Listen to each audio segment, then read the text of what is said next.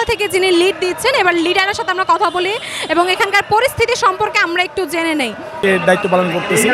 তো প্রথমে যারা আসছেন তারা হলো আমাদের ফায়ার সার্ভিসের কিছু ভাই আসছে, আর আমাদের আনসার কিছু ভাই আসছে। ওনারা আসার পরে আমি আসছি।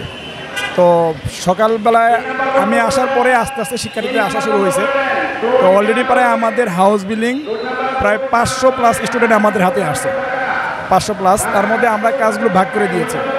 আমরা আজকে এখান থেকে আমাদের বিভিন্ন পয়েন্টে লোক দেওয়া হয়, যেমন আমরা আবদুল্লাপুর পয়েন্ট, তারপরে এখানে বিএনএস সেন্টার পয়েন্ট, আমাদের আজমপুর, রাজলক্ষ্মী, জসিমউদ্দিন।